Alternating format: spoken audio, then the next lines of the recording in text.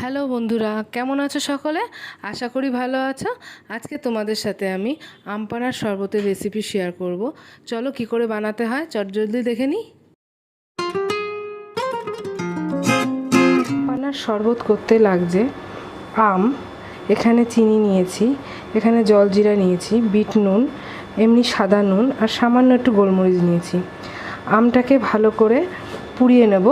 পুড়িয়ে নিয়ে তারপরে আমি ওটার শরবত করব। কি করে করছি পরবর্তী স্টেপটা এরপরেই দেখাচ্ছি। জ্বালিয়ে আমগুলো একটা ছাঁকনির উপরে রেখে আমি ভালো করে পুড়িয়ে নিচ্ছি। বন্ধুরা, এরকমভাবে আমটাকে আমি পুড়িয়ে নিয়েছি। এবার এটাকে আমি নামিয়ে নেব। আমটা সিদ্ধ হয়ে গেছে। ছোটো আম তো কচি, তাই তাড়াতাড়ি সিদ্ধ হয়ে গেছে। এবার এটাকে আমি ঠান্ডা করব। এই আমগুলো দেখুন এরকমভাবে পুড়িয়ে নিয়েছি, পুড়িয়ে ঠান্ডা করে নিয়েছি। এবার এটাকে আমি ছুলব। পুরো সিদ্ধ হয়ে গেছে, আমটা কচি ছিল, ছোটো আম তো তাড়াতাড়ি সিদ্ধ হয়ে গেছে।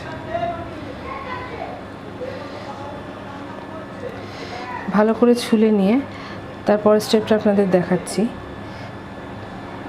বন্ধুরা, আমটাকে ভালো করে ছুলে নিয়েছি, চোকলাটাকে ছুলে এবার এই মিক্সিং জারে এবার আমটাকে ভালো করে চটকে নেব।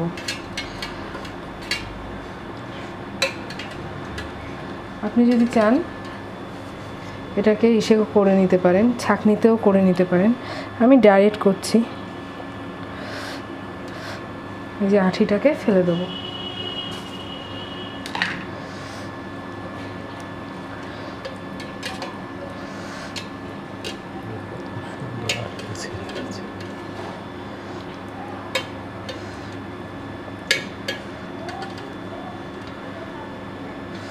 আটিটার গা থেকে বেশ সুন্দর আমটা বেরিয়ে আসলো। এবার এর মধ্যে সব মশলাগুলো দেব। এখানে যে মশলাগুলো আমি নিয়েছিলাম সে মশলাগুলো সবগুলো এখানে দিয়ে দেবো। এবার এই মশলাগুলো দিয়ে তার মধ্যে আমি জল দেব। এটা ঠান্ডা জল নিয়েছি।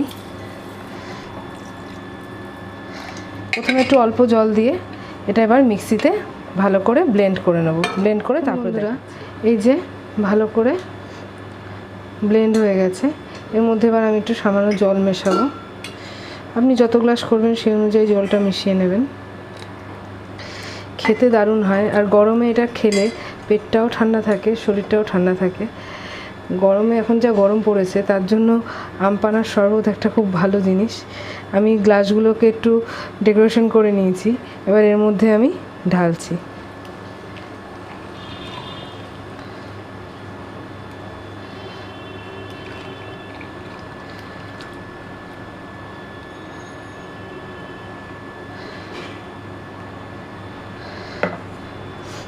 এর মধ্যে একটু বরফ দিয়ে নিলাম। এটা অপশনাল, কেউ চাইলে দেবেন, না খেলে দেবেন না। আশা করি রেসিপিটা তোমাদের ভালো লাগবে। যদি ভালো লাগে please like, comment and share করো।